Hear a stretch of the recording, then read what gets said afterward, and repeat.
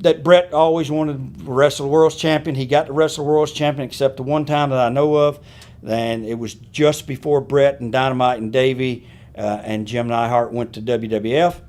Nick Bockwinkel came to town, and Dr. D. David Schultz made a power play on Stu and said, I'm the North American heavy. I don't care who the North American heavyweight. I think Brett was at the time maybe, because Schultz was in a tag team match with me. I don't care who the North American champion is. It might have been Leo Burke.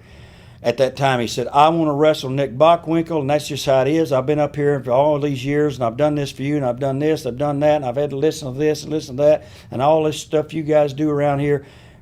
Either I wrestle Nick Bockwinkel or I'm walking. So Nick came to town, and David wrestled Nick Bockwinkel, but I later found out that it might have been a way for David to wrestle Nick Bockwinkel because David wanted to go to AWA, because Hogan was down there and they were doing great business, payoffs were good. It wasn't that far of a trip out of Calgary to get down to Minneapolis, and he eventually, a couple of months later, he ended up at the AWA.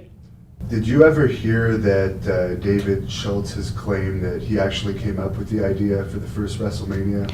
I was there, but I was in the car when he would talk about it. We would drive 300, 400, 800 miles, and he had this idea about WrestleMania, and he had this idea about having these stars come in. Because I heard he would say over and over Dr. D and Mr. T, and he wanted it to be Dr. D and Mr. T. And then something happened where they used Paul Orndorff and Piper, Mr. T and Hogan, and he got cut out of the loop. And I don't know the inside story on why he was cut out of the loop.